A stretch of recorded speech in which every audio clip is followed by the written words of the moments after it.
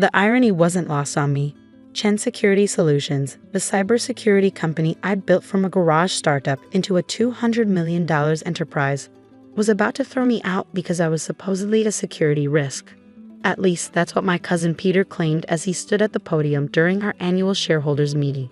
My name is David Chen, and at 45, I was about to learn that in the tech world, the most dangerous code isn't always the one you can see.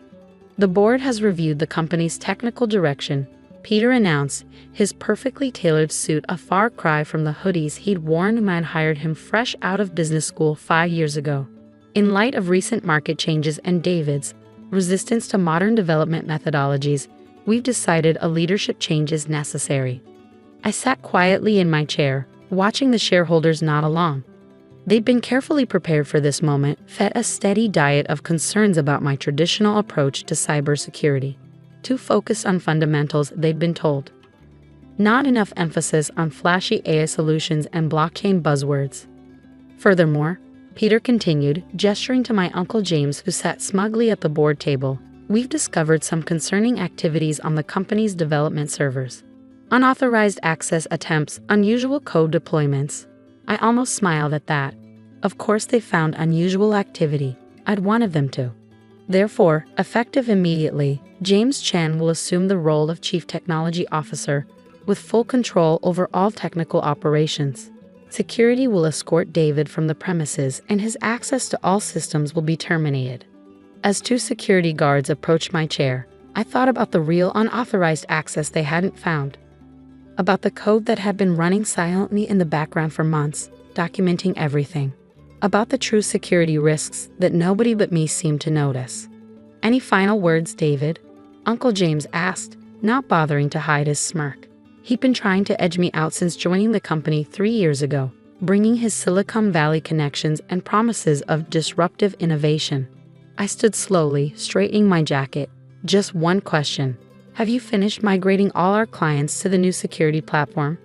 James frowned slightly. Of course, your outdated system has been completely replaced. The migration finished last week. I nodded, picking up my laptop. Interesting. Good luck then.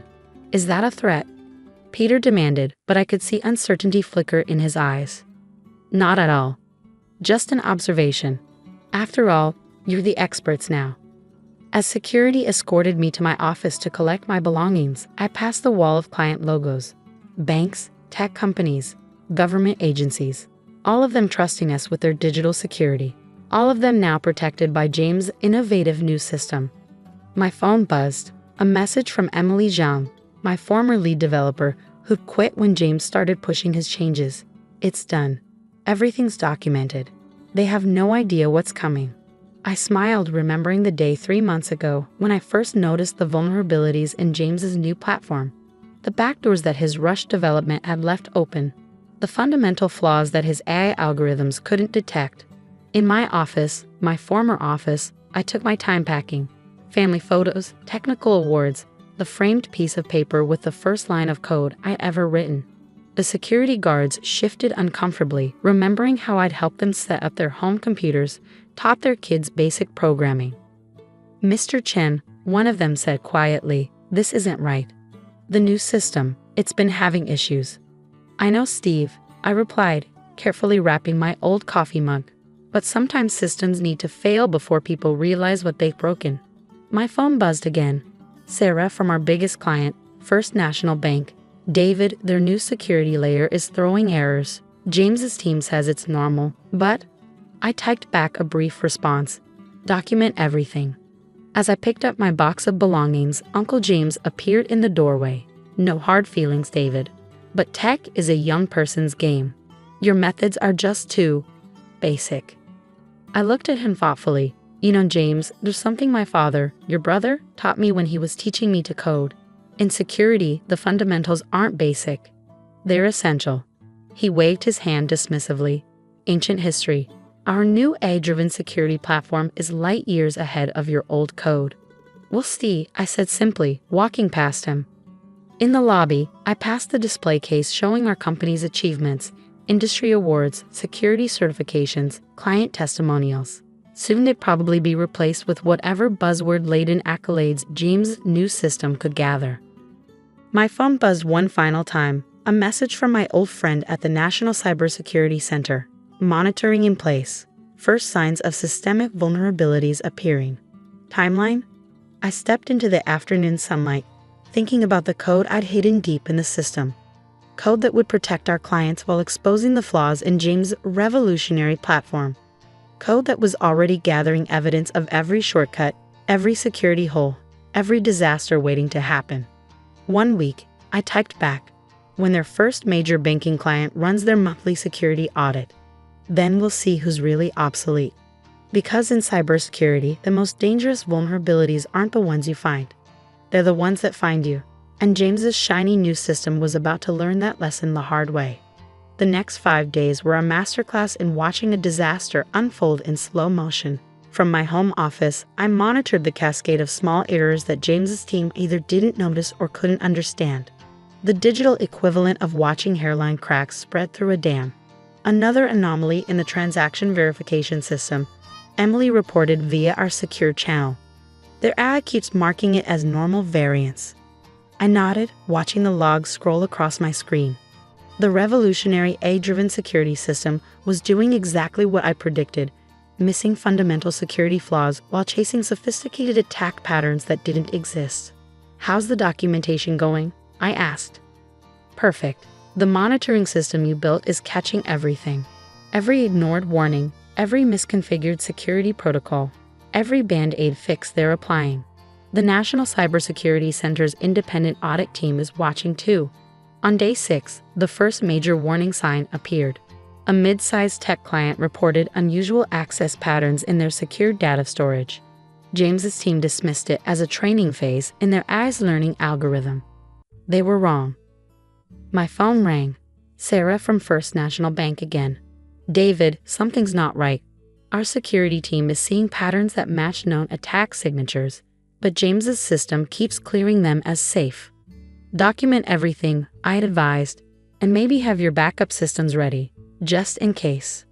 She hesitated. We're running our monthly security audit tomorrow morning. Should we be worried?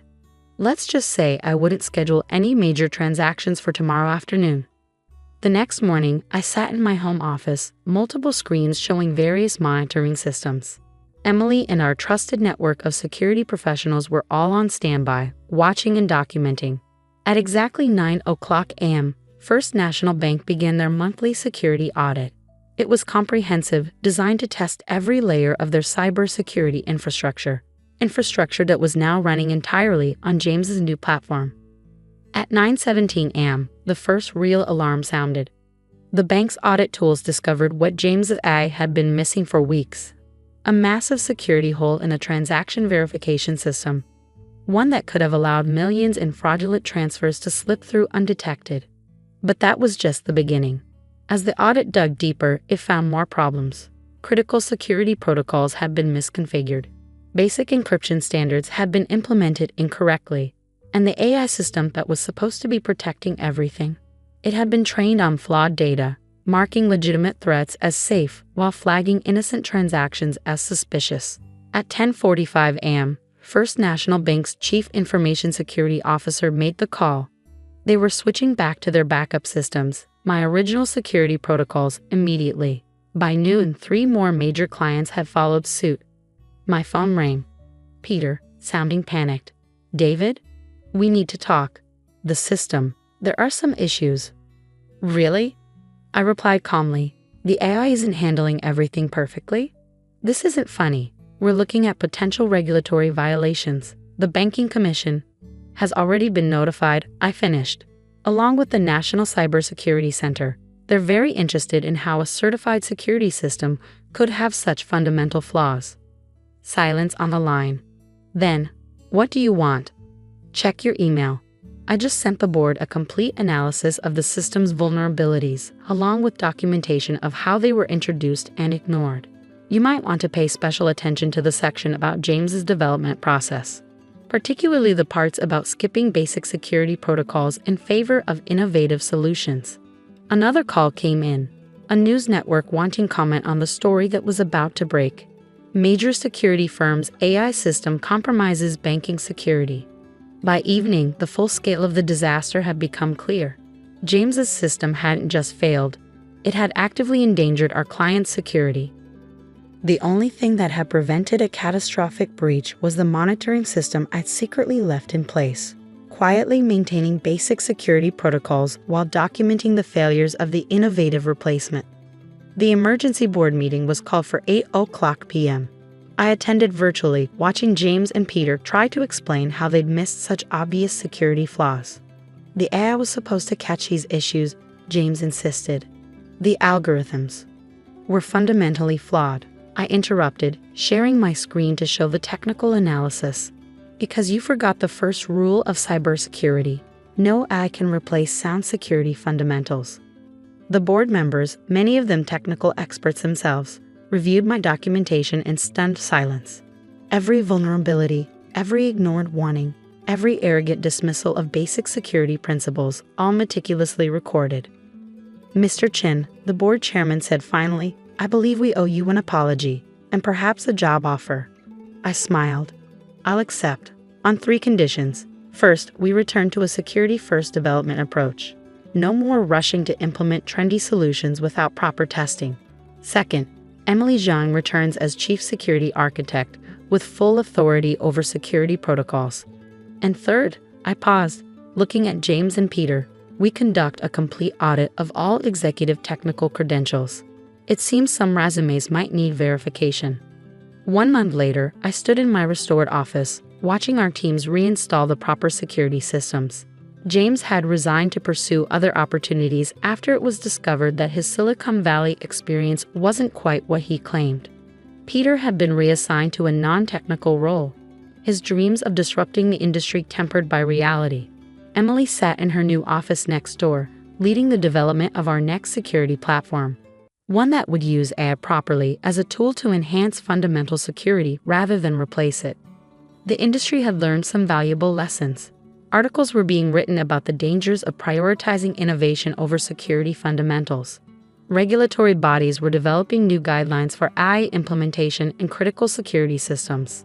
And our clients, they'd stayed with us, impressed by how our original security protocols had prevented disaster. First National Bank's CEO had personally called to thank me for maintaining those hidden safeguards. Last week, I received a message from a young developer who'd worked under James. I finally understand what you were trying to teach us. Security isn't about flashy solutions. It's about getting the fundamentals right every time. I pinned the message to my wall, next to my father's old advice about basic principles. Outside my office, I could hear our teams working, properly testing each security feature before implementation. Because in the end, true innovation isn't about replacing the fundamentals. It's about building on them. And sometimes, the best way to prove that is to let the flashy shortcuts fail on their own, while keeping a very careful eye on the fallout.